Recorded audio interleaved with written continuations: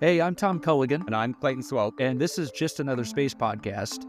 And you might be wondering, who are these guys and why are we doing this? And sometimes we ask that question too. But really, we were excited to try and build a podcast answering some of the questions that we have around what's going on in the space industry and how are the politics, policy, and funding decisions being made in DC. And I think both Tom and I, we've been in the trenches. We've been practitioners in government and industry.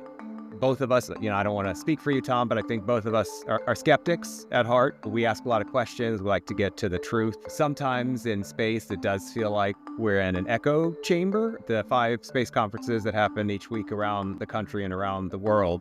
And that we just thought, hey, let's get together, talk with some folks that we think are really smart and maybe friends of ours about space and slaughter some sacred cows.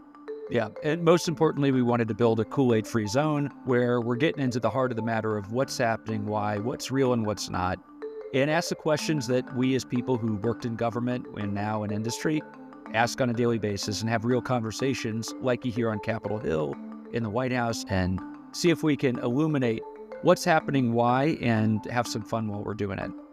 Yeah, and I think, Tom, that's a good point. We want to be informative, but we also want to entertain. I hope that people who are not just in the DC area, that are on both coasts, in the middle, maybe not even in the United States, might tune in and know very little about space, but maybe walk away thinking, wow, that was a really good time listening to those folks just pontificate.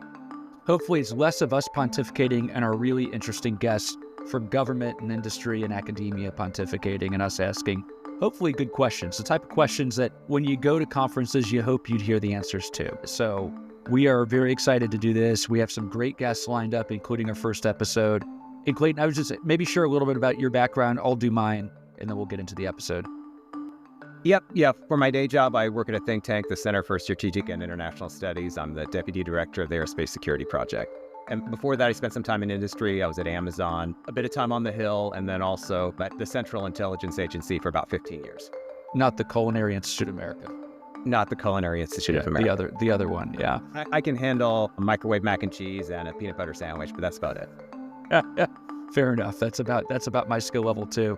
Well, my background, Clayton and I first met when we were both working on Capitol Hill as staffers for members on the Appropriations Committee, on the subcommittees that funded our nation's space programs, including NASA. And I think Clayton, in the case of you, with the DoD as well, and the intelligence community. I then went on and represented a bunch of clients in the space industry as a consultant, government relations firm, and then went to Boeing, where I did their space programs and commercial aviation for 4 very interesting and eventful years. And then went over to RTX, the company formerly known as Raytheon, and handled space and aviation programs for Collins Aerospace, Pratt & Whitney, and Raytheon.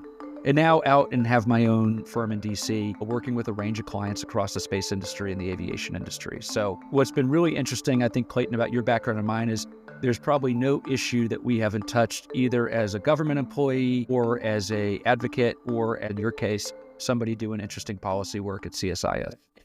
We're thrilled that you're listening. We hope you enjoy it, and we hope you'll come back and share this with your friends and family. And with that, on to the show.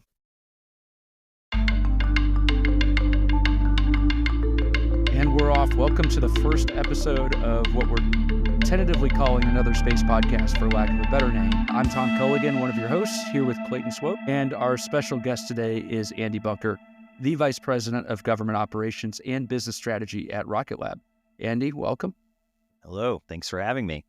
Yeah, so Andy, this is the first time we've done this. We're testing out the name, too. What's your reaction to that, Another Space Podcast?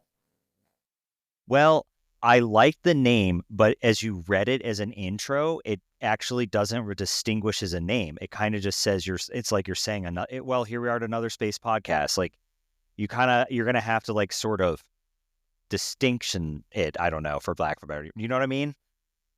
That's good like feedback. I actually didn't clock you said the name. It just sounded like casual conversation.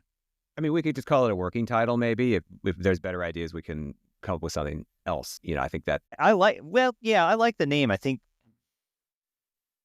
maybe that works. Maybe it's just me because I haven't seen it in writing yet. I didn't clock it. Yeah, this has been the hardest part of this whole exercise, is coming up with a name. So it's a work in progress. Yeah. Okay. And audience feedback welcome as well. We wanted to keep it short, less syllables, not more. Lots of space podcast names already taken, unfortunately. Every We haven't clever even one. looked at the .coms yet. Who knows? That's Launch probably pod is gone, They're all gone. probably. All the good ones are gone. Again, ideas welcome. So what we're trying to do here, Clayton and I, based in D.C., long time experience on Capitol Hill and federal agencies and in the private sector, and obviously in a place now where we have a little more freedom to do this and bring on interesting people we know. And the most interesting person we could think of to talk about the issue of launch was someone from a company that's got rocket in their title. So Andy, we're glad you're here to talk about what we believe could be the year of launch following last year, which was proclaimed the year of launch. And maybe every year from henceforth will be the year of launch. But I know this year is particularly interesting to you as a year of launch with some new Rocket Lab capability coming online with Neutron later this year. So we'll get into that. But I think we want to start with looking at the year ahead. We're recording this into January, going into February, new administration, new Congress. Obviously, all three of us spent time on Capitol Hill, spent a lot of time on Capitol Hill today, working at issues around defense authorization, NASA authorization, Commercial Space Launch Act, FAA implementation, and then, of course, the approps bill. So what are you guys tracking? What are the big things as we look at the first 100 days beyond the usual NDAA and approach cycle? Is there anything you're looking out for? Andy, you're our guest. Okay. Well, I think the biggest legislative item that folks in the business are watching for right now is reconciliation, which is a big question mark for everyone on what the scope of reconciliation will be. I think in our industry, I'd be curious to hear what you all hear on this front, but there's a lot of discussion about large infusions of defense cash coming through reconciliation, possibly a major increase in the size of resources given to Space Force. And I think in particular, recently there was the Iron Dome / Star Wars 2.0 executive order that I think a lot of folks are trying to wrap their head around what exactly that means and what the budget implications of that are. So I think we could see that come through reconciliation. Could also possibly see something come through FY25 as we await full year appropriations, hopefully as we get to mid-March. But curious to hear what you all think about that. Yeah. And I mean, my thought, I've heard a lot of people say that Space Force will get more funding this year, but are we hearing appropriators say that, or are we just kind of in the echo chamber where we think we hear that and the information that we're passing along is really just very circular? Well, I often think most things in the DC space world are echo chamber, so probably. But I think the legitimacy of this comes from probably rumors that, at least internal in the executive branch, that the Space Force and other key agencies have been asked to submit sort of budget needs and wish lists and things of that nature for possible reconciliation packages or other things. And again, even those are just rumors, but I think we all agree here that at the end of the day, normally, yes, it's appropriators that matter, but that's what makes it so interesting, right? Because reconciliation bypasses them. So that's a little different than normal.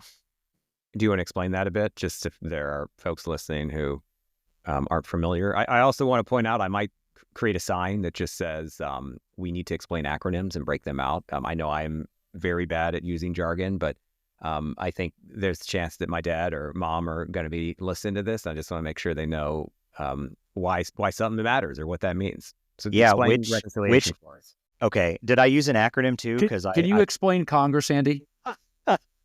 Well, I'm a bill on Capitol Hill. Education is very outdated. Well, I feel awkward explaining this to two former appropriators, so please actually expand on this. But it's so reconciliation, right? So the way normally Congress functions is there are authorizing and appropriations committees and bills. And so we'll take defense for an example. Policy is set every year by what is known as the National Defense Authorization Act. It happens to be one of the few authorizations that actually passes with any consistent cadence. It typically passes once a year. I think it has for maybe over 60 years now or so. And so again, that's policy. So that's things like will have a presence in the Pacific. I mean, that's pretty obvious, but that's where you would make those kinds of declarations. Appropriations, on the other hand, is what actually moves dollars around to programs. So if Congress wants to fund a specific weapons platform, this is where they would put money. It is typical that you do not execute policy through an appropriations bill, although there are sometimes exceptions there. So a lot of times people look at a National Defense Authorization Act or NDAA, and there are tables in there with funding amounts, but those numbers don't actually provide real dollars. So reconciliation is interesting because it is a mechanism that Congress can use in circumstances typically when the government is fully aligned, meaning one party controls the presidency, the the presidency, the Senate, and the House. And the priorities of reconciliation and what gets funded actually is determined by the authorizing committees. That's the version I know. If you all would like to add anything to that, I'll take it. Now, I have a question for you all. I was always under the impression that reconciliation could be used once per session, but it sounds like there's fiscal year. Per fiscal year. Fiscal year, yeah. So that's why you get this question with the administration coming in is, do I do two? Do I do one for FY25 and one for FY26 in calendar year 25? And thus the great debate that's been happening over the last couple of weeks between the Senate prefers, I believe it's one bill, the House prefers two, or maybe I have that backwards. So either way, it becomes a big Christmas tree, right? Because it's a one time, and as you mentioned, rarely happens when you've got one party control of government, but everything's on the table from discretionary annual funding for things like the Department of Defense and NASA, NOAA, but also the mandatory spending is also on the table. And you can give instructions to the tax writing committees on raising revenue or cutting taxes or whatever. So it is the king of all Christmas trees with very high stakes for everything that touches everybody in the federal government. I'm going to throw Clayton's rule at you, Tom. Please explain mandatory versus discretionary spending. Oh, good. Nicely done, Andy. So, mandatory Social Security, Medicare, Medicaid, interest on the debt, some of the ag subsidies. If you think about the federal spending pie, it's about 2/3 of what we spend every year is mandatory spending that largely goes as a benefit to people that's set through an authorization bill and rarely touched, which means it's effectively operating on autopilot. Discretionary is what the Congress spends every year through that appropriations process that you so well described, Andy. And so if you think about it, we spend about, $1.8 trillion each year in discretionary spending through the annual appropriations process, about half to the DOD, half to the entire rest of government. And then we spend about, $3 or $4 trillion every year on all of those mandatory programs and interest on the debt. And of course, we don't raise enough revenue to pay for all that. So, again, government 101, we go borrow that. And we borrow at a rate of $1 trillion or more per year, which adds to our deficit and ultimately our debt. So expect to hear all of these things come up. And I think about our space audience here, your head might be spinning. You might be going, why do I need to care about this? Well, all of these things in reconciliation are going to affect everything that you care about in space as far as U.S. government spending goes. So want more money for NASA or the Space Force? It's going to be determined by what happens in reconciliation. Concerned about what happens with China and others controlling our debt? That's also going to be addressed in reconciliation. And then, of course, we're all concerned about our tax rates, including companies, right, in the space industry. There's always this discussion about zero G, zero tax, certainly the R&D tax credit and depreciation. And I'm sure there's a range of others, Andy, as you guys look at your business model, both at the federal and state level. And those could come up in the context of tax reform or extenders this cycle. And I know one that's been a big issue for our industry has been the expiration in the last tax package of the R&D tax credit, which, for some companies has been as much as $1 to $2 billion per year in lost, savings. And I know that impacts all companies in their own ways. Maybe just going back to you, Andy, on the industry side, as you are sort of advising your leadership and you're talking to your peers, what's driving you guys as you think about the year ahead and as you think about the business environment in the U.S.? Yeah. You mentioned tax, and I think certainly with all the discussion of reconciliation, we're looking ahead to what are the opportunities to create a tax environment in the United States that continues to incentivize investment in new space technologies and capabilities. We see some beneficial tax incentives at the state level for things such as spaceflight inventory in California and launch incentives in places like Virginia and Florida. But overall, it doesn't play a super central role in our planning, given, in Rocket Lab's case, we're public, people know this. We have a very good revenue stream, but we still haven't hit that profitability yet, although that is on the horizon. So tax implications are a little less certain at this point for us. Really, what we focus on this year is, how do we enable a regulatory regime that gives us the ability to launch frequently, to launch affordably, and bring new technologies to the pad. So a couple examples there. I think the obvious one that everyone in the industry talks about is launch licensing, Part 450. The industry is moving or has moved to a new licensing structure. But so I guess back up for a second. When you need to go to space, you need to go get a license to launch from the FAA.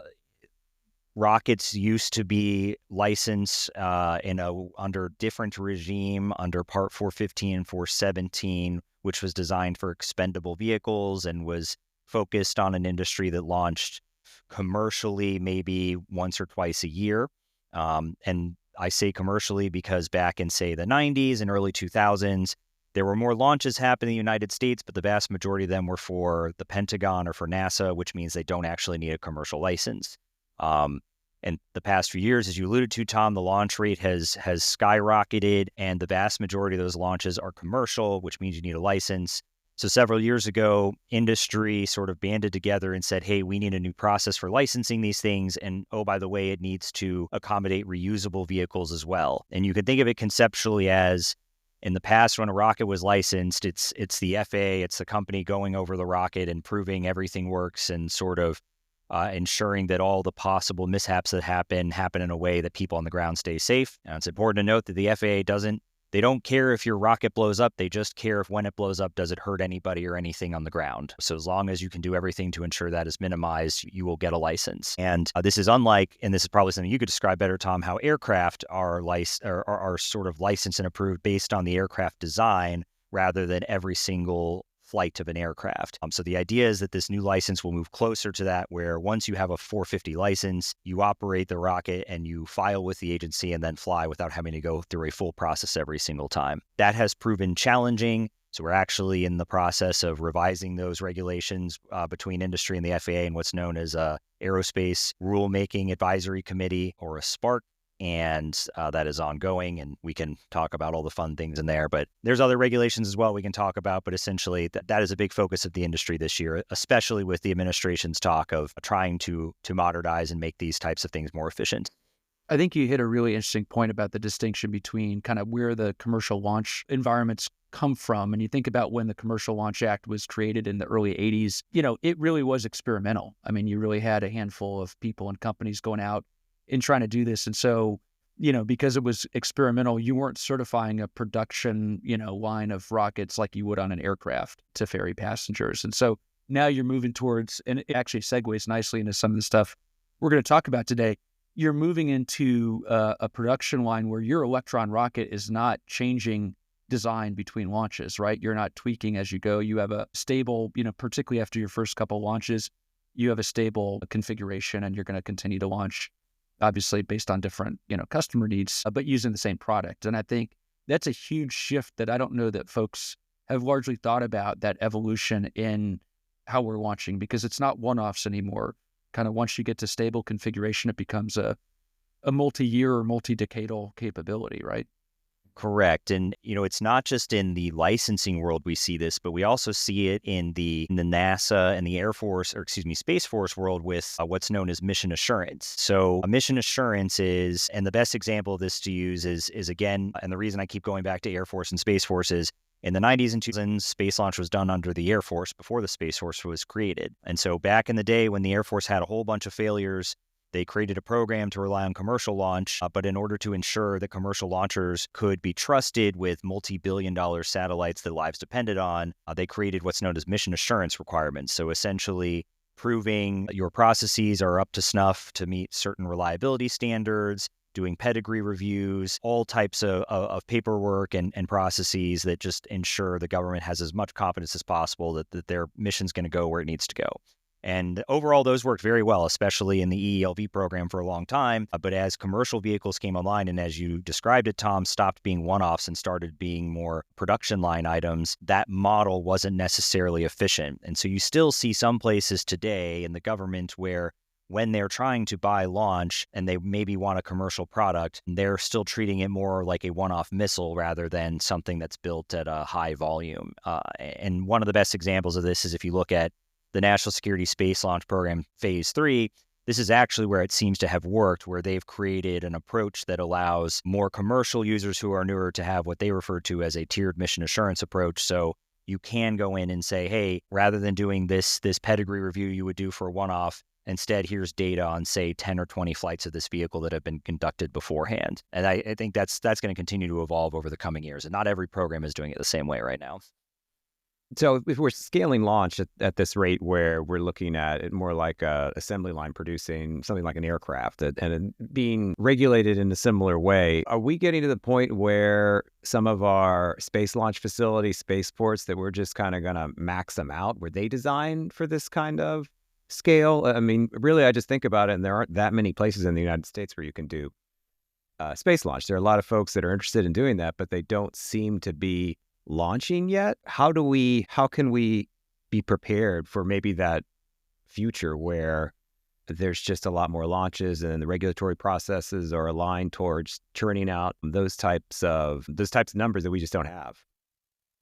Yeah, that's a really good point. I mean, the short answer is absolutely not. The launch sites were not designed to support this type of cadence, and especially down at the Cape and Kennedy Space Center, the leaders down there have been very vocal about this. Actually, there's a lot of great commentary on it this week from the Space Mobility Conference from General Panzenhagen and others about some of the challenges that the range.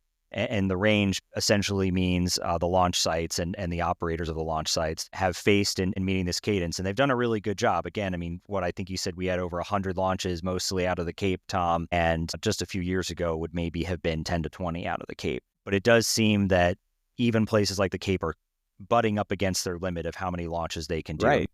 Right. So like physics, I don't know how to describe it. Are we just kind of in the place where we just need to look for more locations, or is it really just deriving more efficiencies out of the way that we do it at the ones that we have? Can certainly derive more efficiency still, but you're starting to get diminishing returns on that, I think. And opening up other sites is certainly the low-hanging fruit that I think a lot of people are interested in doing right now. So, I think it's pretty public that clearly Rocket Lab launches out of Wallops, and we've been pretty public thinking that scaling up launch at Wallops should be a major priority. We already have launched more out of Wallops as a single provider, I think, than a single provider has done in the past, certainly for a commercial vehicle, and that's still a pretty low number. 3 or 4 launches a year is what we're talking there, and there's still growing pains in making more launches happen out of that site. And it's really important. Clayton, you mentioned there's only a few sites that can handle launch right now. I mean, really, I believe there's only 5 vertical launch sites in the U.S. The Cape, Vandenberg, Wallops, Kodiak, and Boca Chica. And then you of course, if you want to count U.S. operated spaceports, we have ours, but it's, not in the continental U.S., it's in New Zealand. Among those are the places to start, right? Because opening up new spaceports is very challenging. They tried to do it in Camden, Georgia, and they ran into problems and they abandoned that project. So there's a lot of opportunity to grow the launch cadence in those locations. And I think that's the near-term win.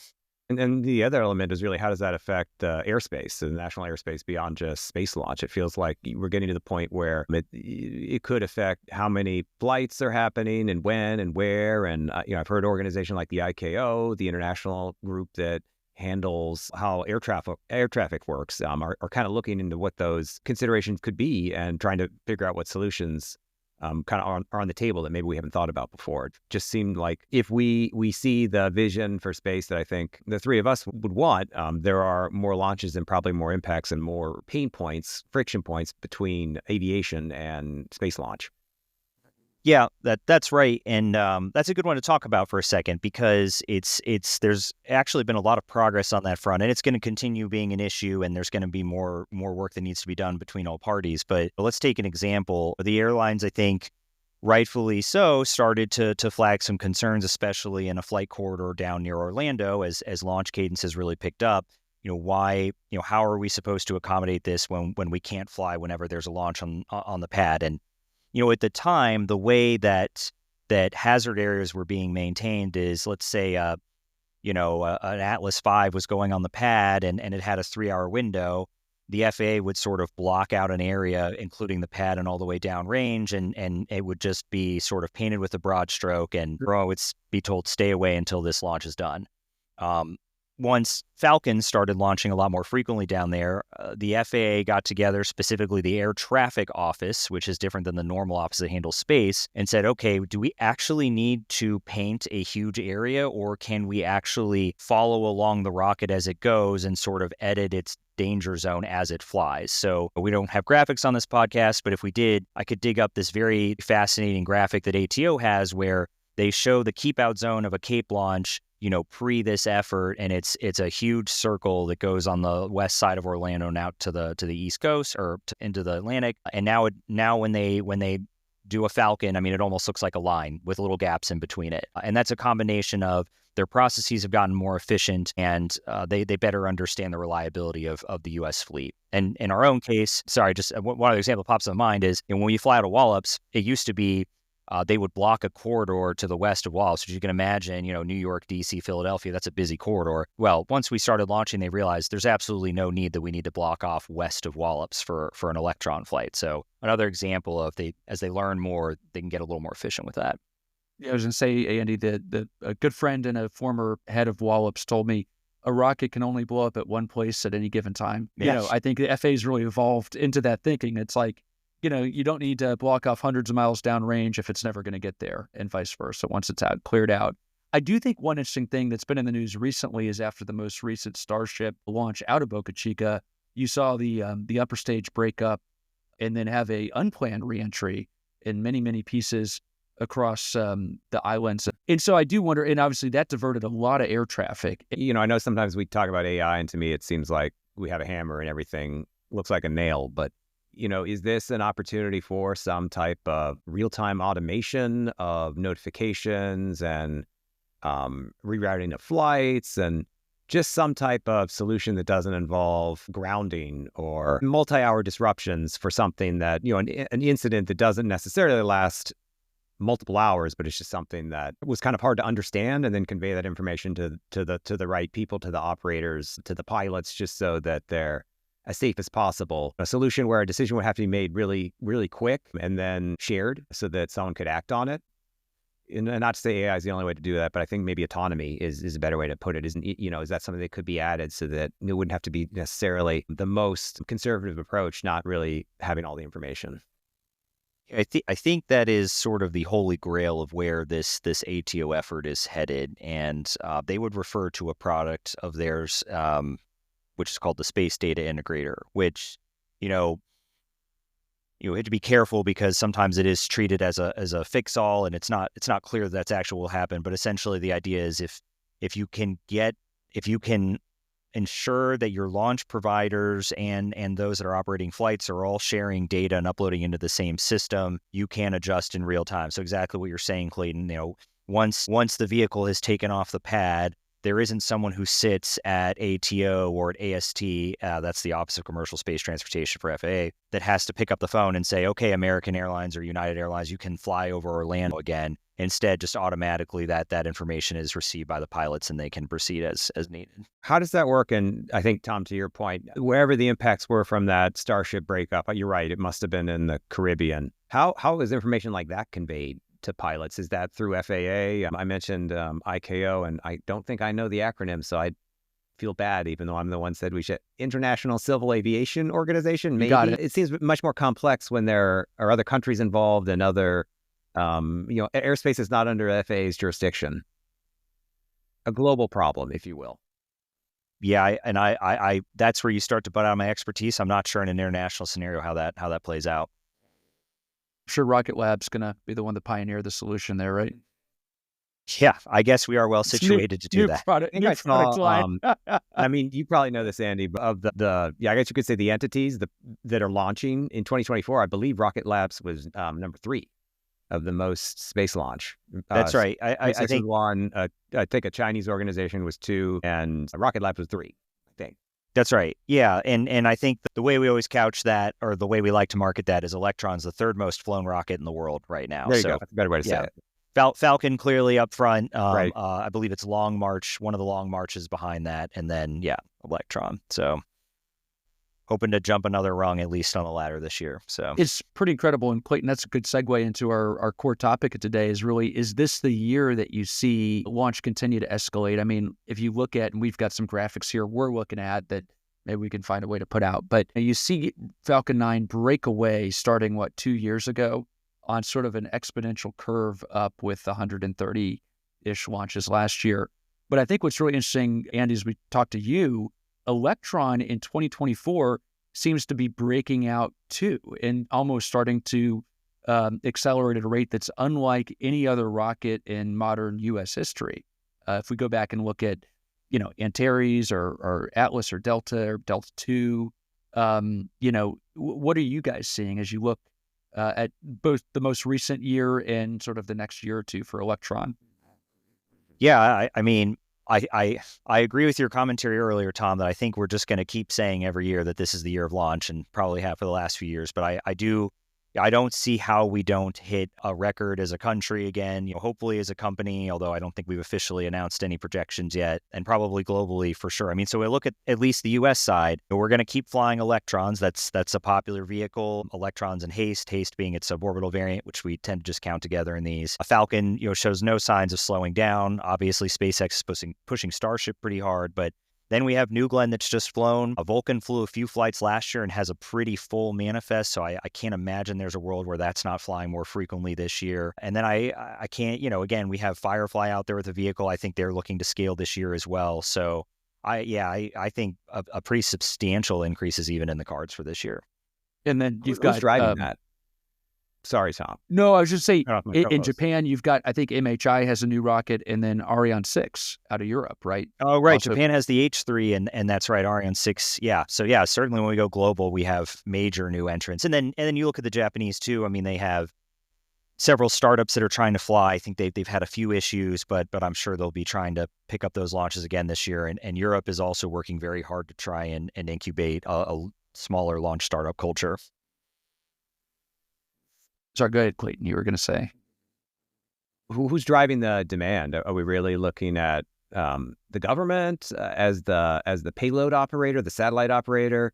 Is it, are we really also just thinking, okay, if the satellite that you're launching is operated by a company, is that customer still tied to the government? So, kind of if you go back a few parts of that kind of whatever value chain, whatever a business person would call that, is it still the government that's behind that? Is still buying whatever is being produced from space? So, I'm thinking Starlink too, which has driven a lot of that SpaceX activity over the last year.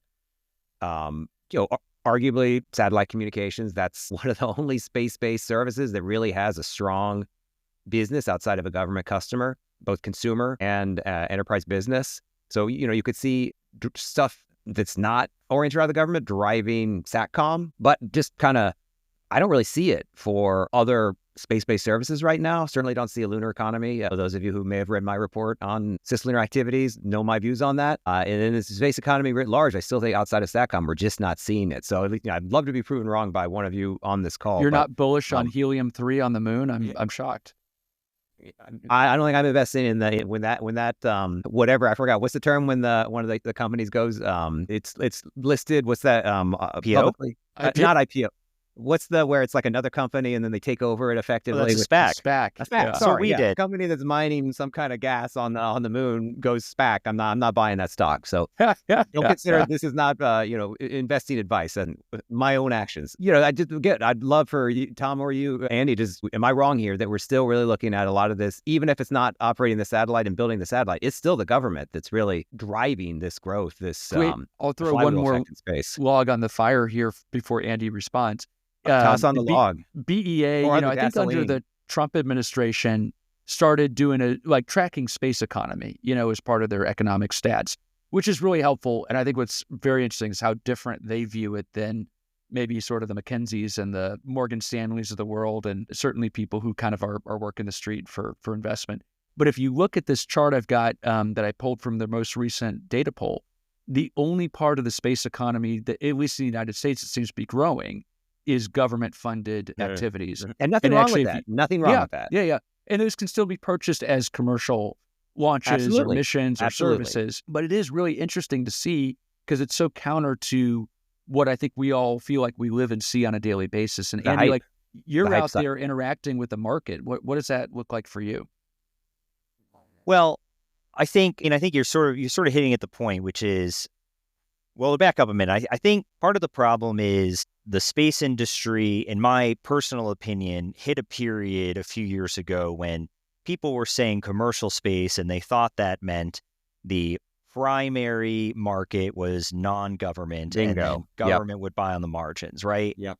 And I think where we actually have landed is, yeah, as you said, Clayton, in many cases, maybe most cases, government is a majority buyer. But I agree, that's okay. And the way it's different, like what it really means to be commercial is we're contracting differently. The government is saying, okay, you build a product for those customers, and we will try to align requirements so that it fits in with those, and we'll be another buyer. Versus, I think, the way it used to be in the past when you had these large SATCOM operators building for the government who are trying to figure out how on earth can we sell any of this commercially later. So yeah, and the same thing. I mean, we obviously, the majority of our business is commercial, but several of our customers do business with the government as the back end user, and that includes our international customers as well. So I think that's fine. I think the risk there is what you don't want to see is you don't want to see your government buyers fall into the trap of thinking that they are buying on the margins and they Right. don't steer how the market goes, because Right. that's when you can run into trouble. I think kind of outside the scope of what we plan to talk about today, though, but immediately I think of something like commercial LEO.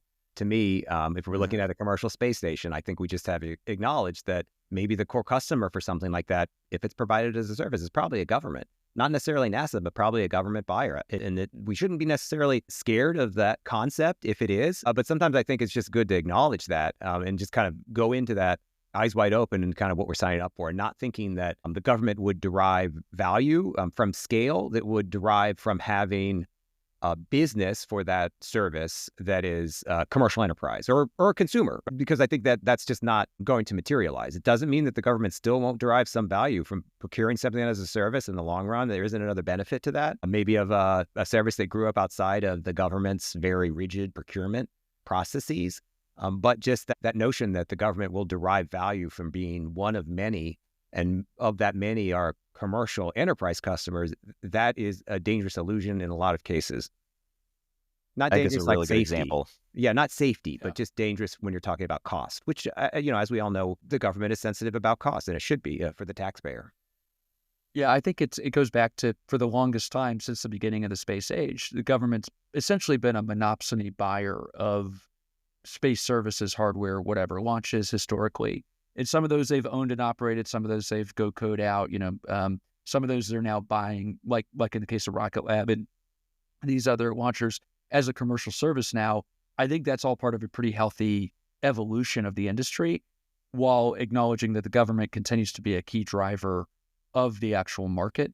And I think what we're seeing is sort of a maturing into a commercial model, whereas the government is still the majority buyer, Clayton, as you mentioned. There's one other sort of trend I've noticed too, just to segue off that.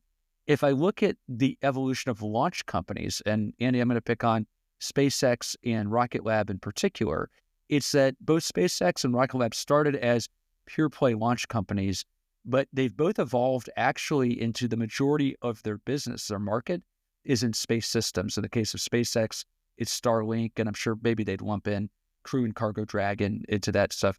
But for Rocket Lab, I think you all often remind folks that the majority of your business now comes from non-rocket space systems and services, right? That's right. Yeah, no, thanks for reminding me of my duly required plug. But yeah, no, it's very publicly out there that most of our business is actually, yes, satellite components.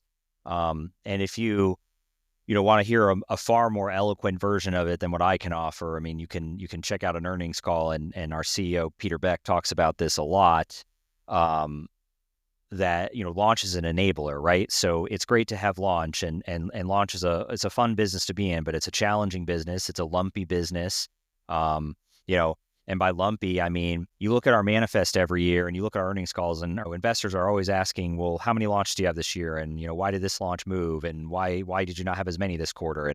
the non-space person, the people who don't spend all day thinking about this like us, look at a launch slipping and think, oh, there must be a problem with Rocket Lab or with SpaceX or ULA or whoever slipped it. No, 90% of the time it's because the payload's not ready. I mean, certainly the rockets can have problems and they can get delayed, but a lot of times it's just because a satellite's showing up late. I mean, a great example is think we were once asked a question, hey, if payloads are showing up late, why don't you just kick that customer off of your rocket and put someone else on there? And that in a market like launch, that's not a great place to be in with your customers, start kicking them off rides, because most of our customers buy multiple launches. So we tend to just wait for them because the payoff in doing more business is much better. So anyways, that's coming around back to your point is launch is a good business to be in, but providing satellites, providing what actually ends up leading to the data that people want. Like that's ultimately what everyone wants, right? They want the data. They want what's being processed. So the closer we can get to that and higher we move up the value chain, in our opinion, that's where the real value is. Yeah, I guess on that, Andy, so just still, if we're premising that a lot of the business in space is still driven by the government as a customer or someone wanting the government as a customer. So I get it, Rocket Lab has definitely diversified into a lot of different areas outside of launch. But are you still effectively exposed to that one customer issue and not just one customer as in like NASA or DoD, but still driven by how government can use even those value-added services? If the government's not using it, it still feels like you're kind of hitting a wall there. If there is a wall potential that you could see there, how do you, what's your thought on like, is there, first off, is there even a wall? Am I just crazy about that? But how do you mitigate that fact that it's still, you got to convince the government to do it. You always got to go back to the government. And even if it's not you, whoever you're selling that component to or whoever you're building that satellite for, they're probably going back to the government. So it's like everybody's just knocking at the door of the same people. And the market opportunity, I don't know the term, I'm not a business person, it just doesn't feel like it's growing, even though we are seeing more launches. That was a rant, but I think no. I don't think you're insane to say there's a wall there. I think we are a little insulated from that, in that we're providing the shovels and the pickaxes, right? Like we're doing the buses, we're doing the components. So to your point, we're not the ones who have to go out and say, hey, government, you need to buy more, just to pick a random example, like SAR data or RF or optical. We kind of get to diversify amongst the different use case is what we're selling into. So if you look at our business from that front, yeah, we might be selling into a lot of programs that rely on the government, but they're very different uses. And then we do sell into some very, very commercial platforms, which reminds me, I think one use case we haven't talked about that I'm maybe landing on the more commercial side is direct to mobile, right? We have a lot of companies out there that are looking at the direct to mobile market. I put that in the SATCOM bucket. Let me just put that out there. That's fair. Okay. Again, I acknowledge did have non-government business. Yeah, but it's a new way to do it, right? Yeah.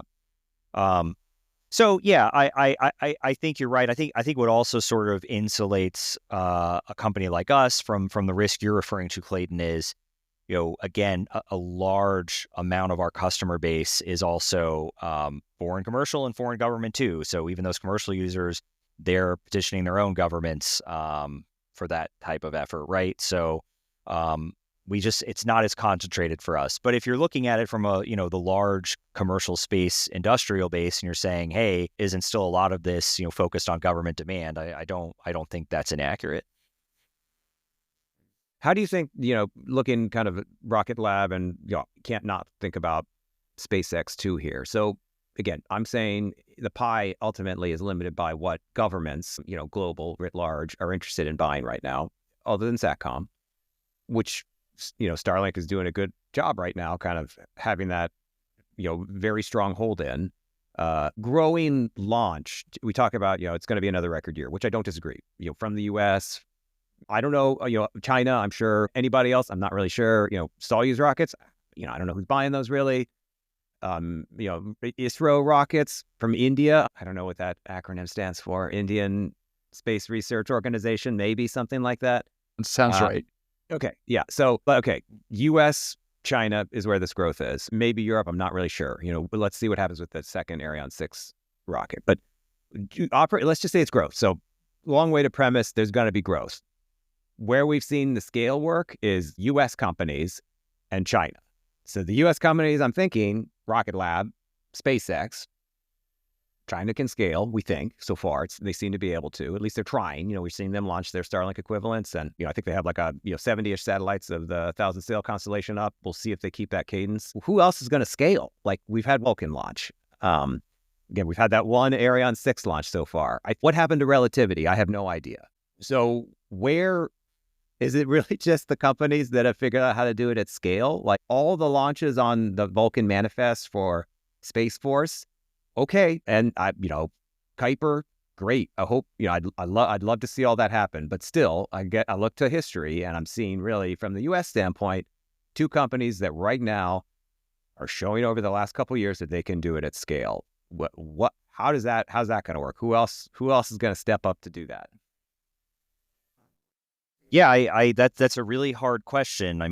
You've hit on the fact that, this is, again, you can Is it a technical problem? Is it like a business problem? Is it just an aversion to risk? How would we diagnose, we see the symptoms.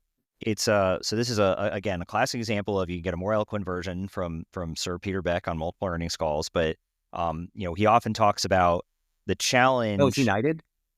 That's right. Yes. Wow. Yes. Yeah. Okay. Sorry, buried the lead there earlier. That's cool. Yeah. It was a good learning process for me that the New Zealanders can be knighted by the British royal family. Correct. Okay. But yeah, so when you look at, and this is why it's so hard to predict, Clayton, who else will be able to scale, because there's a lot of companies that can build a great first rocket. When you build the first rocket, you have all of your, rocket scientists who adore this, like poring over every detail and spending every loving second perfecting the vehicle. Yeah. But if you want to be a company that scales that and turns out 15, 20 rockets a year, you have to turn that into a process, and you have to be able to hand it over to your technicians and say, all right, here's the manual, go. And there is no iterating and create, poring over every single detail. Like you do your procedure and you pass it on. That's what happens when you have your second kid, by the way. I just want to point that out. I'm the only one with kids on this call, but I just want to point out it's the same realization. Well, so yeah, who is going to figure that out? That'll be a good question. I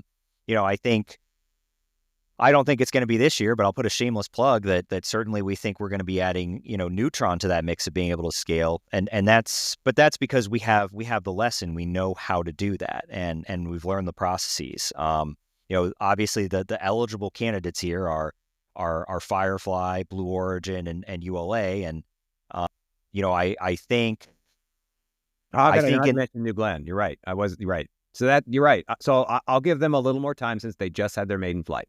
But yeah, but we haven't seen the manifest develop on New Glenn that we've seen on, that's true. Some of the other rockets, right? I look at how, and Andy knows this from being at ULA at the time, but like Vulcan had a full manifest before it ever did its first launch. Are we seeing something similar for New Glenn? I'm not aware of it, but I could be wrong. Kuiper, Amazon's Project Kuiper. I was going to say, yeah. I would guess I would call that a manifest. They had, a lot. Contracts were announced with a lot of fanfare at Space Symposium a few years ago. Yeah, it seems that that's real manifest, right? You see a lot of launchers create fake manifests where it's a lot of MOUs and things that aren't real, and we are very allergic to that because we went through that with Electron. We signed a lot of customers at crazy deals, and we suffered for that for a little bit after Electron started getting off the ground. So with Neutron, you saw a few months ago, we signed our first commercial customer. That's a real deal. We were very steadfast in saying we're not taking any fake deals on this vehicle. And so I guess to your original question, Clayton, when I I think Vulcan is a vehicle that has an opportunity to see some pretty substantial cadence growth this year. And I mainly say that because ULA has experience launching around 14 times a year. Granted, that was Atlas and Delta. That's something we just haven't yet seen out of Firefly and Blue Origin, right? So hopefully they'll get there, and very very possible they both will get to that point in the near future. But it's a challenge.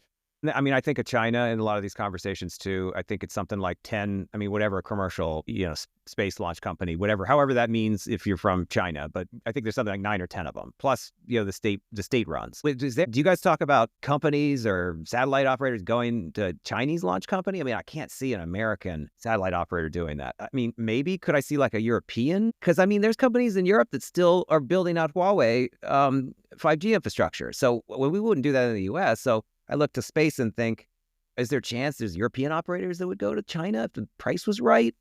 Would they rather go to a Chinese launcher than SpaceX? I wouldn't. But then who else is launching satellites? I guess to me, China, and it's a threat, which I agree. But I'm like, who would be buying launches from China? I remember years ago when I was at Boeing at the time and was talking to somebody, and they looked at addressable market, right, for satellites. And what they said, what was really interesting is that we perceived that with the on-ramp of so many new U.S. launchers and quite frankly, global launchers, that you would think the addressable market of satellites would reflect like sort of scale accordingly, that launch capacity was matching demand. But in reality, once you take out, Clayton, exactly what you mentioned, which is, all right, let's take out China market. Let's take out all of the states that China's heavily involved in. All right, let's maybe like a quarter to a third of the globe. Europe's not going to let their satellites, for the most part, go on American launch vehicles. If you look at the growth in the U.S.'s addressable market, it's not substantially bigger today than it was 25, 30 years ago, which I thought was really interesting. Now, we're seeing fragmentation in like smaller satellites, right? So you can put those on you could sort of package them differently. And we're certainly seeing that with the constellations. And I think that's where something like Electron and certainly Falcon 9 have played really well, because you can take advantage of these smaller form factors to drive up launch rate in a way that in the past you'd have a lot of unused capacity on an Atlas V circa 2000 if you were launching a couple smaller satellites on. But Andy, like, what are you seeing in that as you guys look out? Do you think, and quite frankly, maybe with Trump coming in, is this something where the administration could actually help grow that addressable market? Or with the threat of tariffs, do we see that market maybe getting harder for American launchers? It's hard to assess the tariff question, right? Devil's in the details, and I think there's a lot of risks and opportunities that cut both ways there. So I'll duck the harder question for now. To the broad. So I mean, when you discuss the risk of, say, Europeans going to Chinese launch vehicles, I think we've gone through waves of people being afraid of that and then not afraid of that. And yeah, it ultimately boils down to what's the geopolitical situation. Like, the space is sort of going to follow what's happening in geopolitics. And if the United States is rallying its allies and really emphasizing, it's important to stay closely together and to keep our businesses together, then I do think there's an opportunity to at least maintain it and possibly grow it some.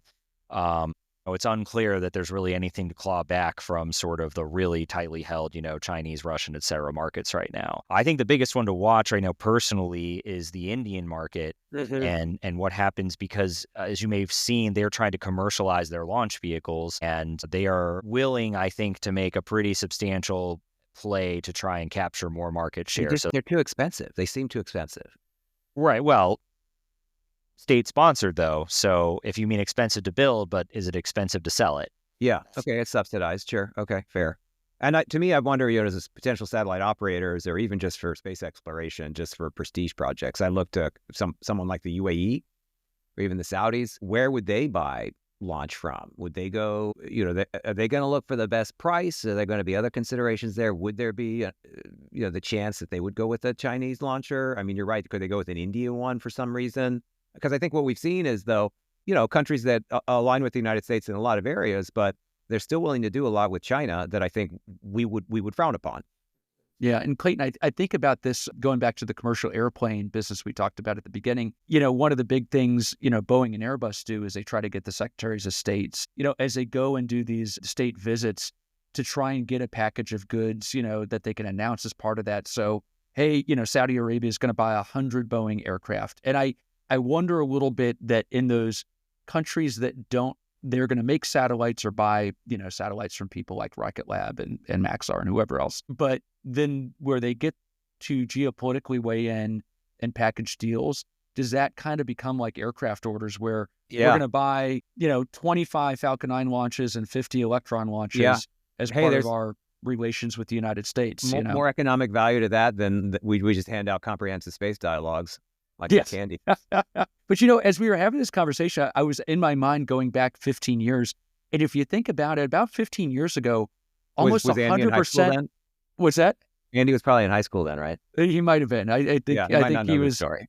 drinking in his fraternity in college, probably. But you go back, Russia actually dominated the commercial space market, at that time. So did Arianespace at some point, Yeah. which is crazy Yeah. to me. Yeah. Well, I mean, and now you look at it, Arianespace, great. Russia's I'm not saying nothing bad, but I don't see that now. It's a world that we Russia's don't- commercial space launch market is effectively zero. And so Yeah. it is interesting to watch how these swings and, depending on where things would go with China Well, and I mean, India, They're kind of driving around an old Buick. I mean, it's at some point it's just going to break down. But I mean, certainly invading Ukraine did not help with that in sanctions. But I think at the point that, the technology that they're using dates from the Soviet Union, I guess, kudos to those Soviet engineers. It was good. It was reliable. It was robust. But yeah, at some point that's going to show its age. So yeah, I feel like that was a wave that was already cresting, which is, crashed down on them thanks to their own actions. Well, I know we're bumping up against our time. I have one more question on the launch side, Andy. This might be particularly relevant to you, and it's around TSAs. Those are technical security agreements. Am I getting that Technology right? safeguards agreements. Yeah. Like That so one I we're knew. Not the yeah. Transportation Security Agency. That's another TSA. Just like I used to work at CIA, the Culinary Institute of America. Just kidding. The other CIA. So the TSAs that keep popping up around these spaceports, what are we seeing? We saw Norway, I think, just sign one. I just saw a headline that, Firefly might be launching out of Sweden. What are you seeing? Okay, so is there a TSA with Sweden? I actually didn't know that. If there was, how is Firefly launching? I thought Canada had a TSA. I thought Brazil and then Australia. New Zealand, Oh, Australia. New Zealand. Okay. Does Japan? Japan does, yes. No, they do not. Oh, they don't. Okay. It is in negotiation. Okay, sorry. No. So why do we have the TSAs? I mean, that was my thought too. Do we really think U.S. launchers are going to go and set up shop? I mean, I get it when there was Virgin Orbit, sorry, and the concept of having a 747 that you could fly around and launch from. Sure, that would open up a lot more opportunities to do launch in other places without the need to invest a lot in the infrastructure. But it just feels like with all the infrastructure that you need, it's just like, is that going to happen? I mean, there's plenty of space out in the, in the middle of America. Feels like that's a better place to put a port than, all the hardship and, having to locate it in some place halfway around the world, and then worry about this TSA business. Well, I tend to think there's a little bit of TSA fever right now. I agree. Like a magic wand, it fixes everything. We need a TSA. I think Brazil was first because there was some launch effort in Brazil way back in the day. I think maybe in the 90s, and they had a solid accident that was very tragic, and that program ended. New Zealand's TSA was negotiated to enable Rocket Lab to launch there. Yeah, that would make sense. Yep. And so from there, I think the next was the UK, and that was in order to accommodate Virgin Orbit, and then Australia. And Australia seems to have been the first where that's been announced, but there is not a clear launch partner identified down there yet. Yeah, I mean, well, who's Norway then? Who's the launch partner for Norway? Well, that's the thing. I think there is a movement now by a lot of countries are looking at the space economy. They're seeing all this buzz around space. They're seeing investment, and they're thinking, where can we get involved? The hype. Right. And I mean, just look at what the commercial market did. I mean, the biggest investment initially was in launch. I mean, especially after, and even SpaceX, the first thing they did was launch. After SpaceX succeeded, what we had was this glut in launch companies. And I think it was there were over 100 launch companies, or small launch companies used to be the joke. And look at how many of us there are now. Like, they're almost all dead. And I think countries that are looking to invest and create a space market are seeing, well, what can we do? And a lot of them are looking at geography and saying, hey, we think we have a good location to launch from. Right. But couldn't they then just get a launcher that's not U.S. and they don't need the TSA, right? How many of those launchers are there that actually have business right now, that actually have a flying vehicle? Well, okay, there you go. That's going to limit it. Yeah. That limits it. Fine, that's it. There's no one. Okay, it's just U.S., right? I'm not aware. Yeah, of that's a good one. Yeah, I forgot about that one. But I mean, the thing is, What you find with a lot of these countries that create these spaceport, or they want TSAs and create spaceports, a challenge I'm not sure that they all think through is, what is the reason to have someone locate there? So, look at us. We have a launch site in New Zealand for Electron specifically, not Neutron. We have a launch site, 2 pads actually, in New Zealand and 1 in Wallops. And we've had other countries approach us and say, hey, would you be interested in launching here? And, they may even say, maybe we could even look at paying for the infrastructure and just setting up the entire launch site for you. But from a business perspective, why would we want to do that? Why would we want going to go? Because you still need customers, right? Even if they pay for the infrastructure. That's right. And generally, we find customers aren't super picky about where they launch from. They're interested in how fast can you get my payload up there so I can start generating revenue? Yeah. And how affordable is it? So I think there's a myth in some of these countries. Like, I'm not sure Sweden's in this boat, but like, I think, maybe Japan's an example, or Australia, where I think some of these countries with a space market that's growing are saying, hey, if we create a spaceport here, everyone's going to want to launch domestically. Exactly. And that's just not true. Yeah. And I think the other thing is interesting. That's like, Japan. I think, we all have familiarity with the space economy in Japan. There's a lot of companies that are involved in space right now, domestic companies. I don't understand why there's so much interest in Japan and a TSA. What effectively that does is open the door for a U.S. launch company and then potentially launch from Japan, maybe competing with the Japanese companies that are already doing launch there. So to me, how a U.S. company rolling in to do launch, how another country necessarily views that as beneficial to their space economy. That's another thing I personally don't see that. It opens opportunity for a U.S. company to come in and take business that, in that case, a Japanese company would have been doing launch for. But I do wonder, as we look at potentially a Pacific conflict or maybe a world that might be less stable in terms of security, do you get the governments driving that, where you go, hey, I want launch redundancy? That's fair. Totally fair. Not just at my 2 spaceports, but I want something in Pacific and something in I want something in Sweden Atlantic and Norway, right, in case. And I wonder how much of that is overrun. being driven by, let's open those doors so we can explore that.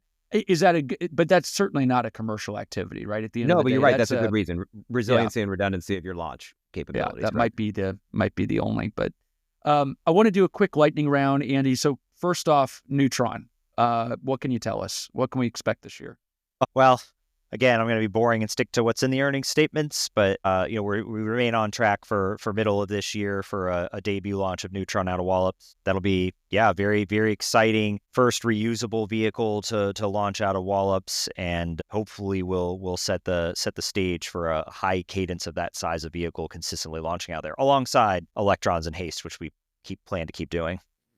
That's going to be pretty exciting to see, and very cool for those of us in DC to watch that launch and the reentry there. What do you expect to be the biggest surprise in the space industry this year? Well, I mean, we won't know what the biggest surprise is.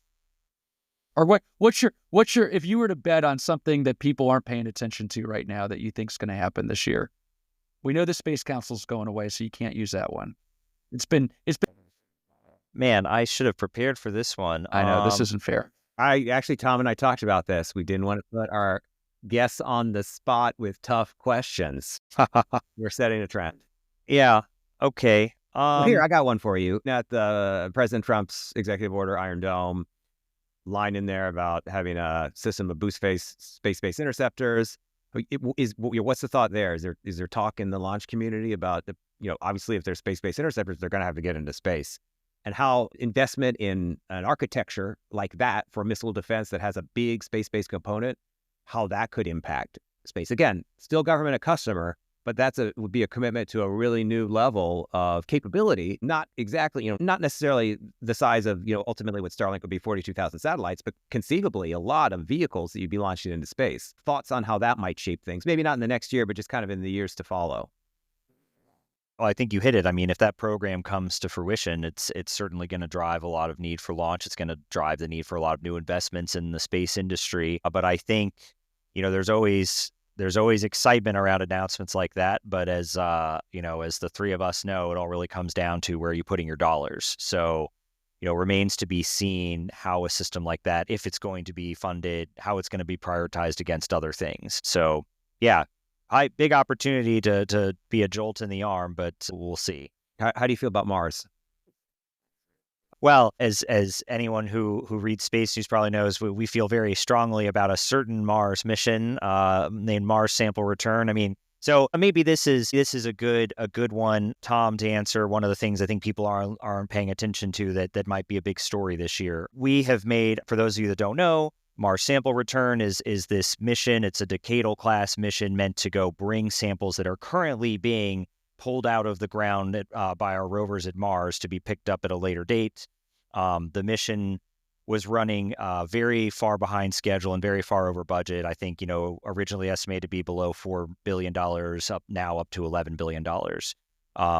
So that program was put on hold and alternatives were assessed, and industry was approached to say, hey, how can we do this innovatively? Rocket Lab, received one of those studies and has been very, very public about the need to pursue a commercial architecture to do this. And what that means, essentially, this is a good time to say it. I think a lot of people say here, when you say, well, let's do it commercially, it means just let us do everything. And that's not at all what it means. I mean, certainly we're a vertically integrated company. We would do a lot of it ourselves, but it means partnering with NASA centers. It means partnering with other industry. It's a matter of how are you contracting it and how you're managing it. I think this is one example of an issue that's going to be discussed this year, which is how we conduct science missions at NASA. To date, science missions have been done in sort of the old NASA model of, a center leads it or headquarters leads it, and you maybe have a prime contractor, and it's very methodical, long, and expensive. And fair, they're important missions, understand why that model's been done for a while. But look at what we've done on the human side. Like, we've decided it's okay to go commercial when we're sending human beings to space. Why can't we do that for robots? And again, to look at us as congressional types and we look at budgets, if science doesn't make a change to how it's paying for these programs, they're going to start eating each other alive. And you're already starting to see that with programs like MSR, edging out other programs like OSAM, for example. All right, now for a fun one. Favorite moment in your space career? Is there something where you've met a hero, experienced something that stands out to you? I was hoping you were going to say, not to taint it, but the first staff Dell you took me on when I worked for Representative Kilmer to see a launch when you worked for ULA. But if that's not what you were going to say, that's all right. But that's what I was thinking. It was the awe in Clayton's eyes as he saw, was it a Delta IV Heavy? Did I take you to see Parker Solar Probe? No, I think it was a GOES. It was a GOES launch. Okay. And it was 100% staff Dell Swope.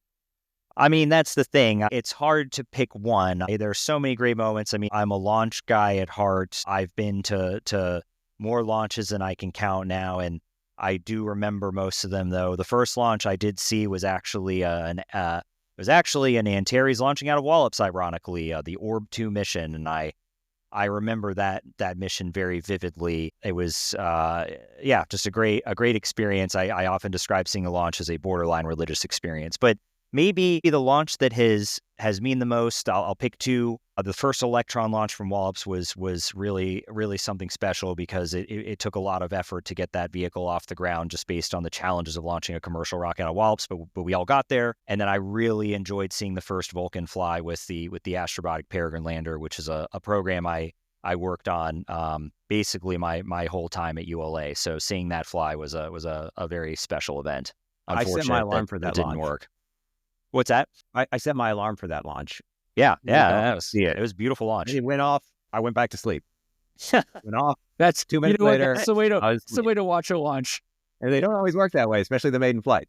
That's Clayton. That's very much a launch person thing of you. When the joke is kind of, and it's not really a joke. It happens when you conduct a launch. The rocket goes up, separates the payload. All the launch people pack up and go home and have a good night's sleep. Yeah. Spacecraft people have, the next couple More to of worry about. Yeah. days to worry. You didn't ask me that question, but for me, I was just thinking how I would answer the momentous moment. I remember in July 4th, 1997, when Pathfinder let loose the Sojourner rover on Mars. And that was our first Mars rover. It was on Independence Day, 1997. And, we hadn't been back. That was the first time we were back on Mars for since the 70s or something like that. So it was That's cool. For me, I wasn't working in space yet. I think I was in high school, but didn't really realize a lot of the milestones and the significance then. But I thought it was cool that it rolled off the lander on July 4th. It is pretty cool timing. What about you, Tom? I knew it was going to come back around to me. I've got a bunch. I'm going to give you two, though, real fast. So one about 15 years ago, in the midst of the battles over the future of NASA's exploration program after the 2010 budget canceled Constellation, I find myself on an email chain with Neil Armstrong, Mike Collins, Tom Stafford, and maybe Gene Cernan. And it was one of those moments where you're like, you pinch myself. Like, this is too cool. And just to be really cool. Even virtually connected with those guys was really amazing. I think the other one was I was actually at JPL when the Mars Curiosity rover had its 7 minutes of terror at, back, what was that, 2012. And so we were there in the JPL Control Center as part of a staff del. I think it was staff del Dawson not staff del Culligan for what it's worth. But it was really incredible to watch the team.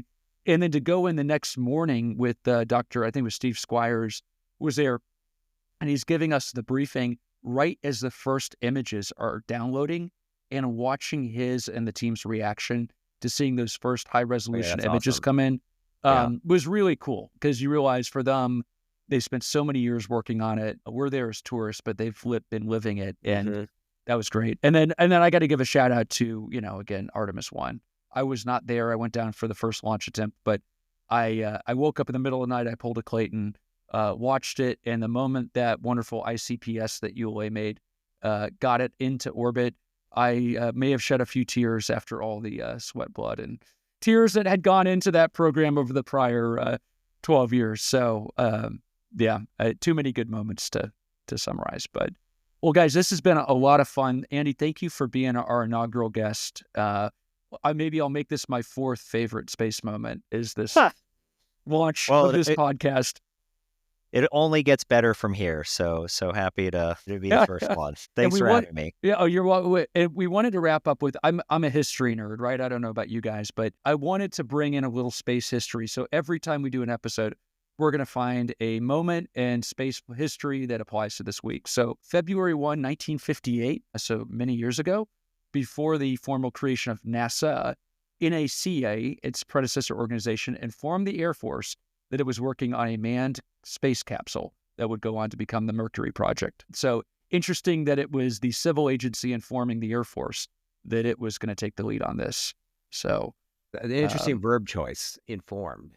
Exactly. I thought that was telegram noteworthy. Was sent, or just somebody caught somebody in the hallway and said, hey, Susan, we're actually gonna do this man thing. Just so you know. By the way, the other really interesting one that popped up in the history feed this week was on January 30th, in 1956, the first Sputnik program was authorized to begin. So a lot going on in the 50s, not surprisingly, that set the stage for the rest of the human spaceflight. Not to be outdone, but January 31st, 1958 was the day that the U.S. launched its first satellite into orbit. That was Explorer 1. So if there's an auspicious coincidence there with the success of that mission and then the success of this podcast, I'm certainly hoping so. That's a great connection. And really, this is the Explorer 1 of podcasts for space politics, policy, and markets. Exactly. Yeah. This is the start. This is the start of something beautiful. So a new space age. Beautiful for America, beautiful for the Earth, for humanity, for the galaxy, and for the universe. I think it's happening here. It's happening here now on this podcast. It's very exciting, to say the least. With that, we'll wrap it up. Thanks so much to Andy, Clayton, and team. Thanks for being on another space podcast. Appreciate that. That was good. Nice done, guys. Bye. Bye. So just, if there are any lawyers out there wanted to know, we produce this show ourselves, Tom and I. All our opinions are our own and opinions of our guests, not reflective of a company or a man or clients or anybody like that. And for whatever that means, we're just going to say all copyright is ours. Yeah. Love it or hate it, it's us and not any other affiliation. So it's a Clayton and Tom joint.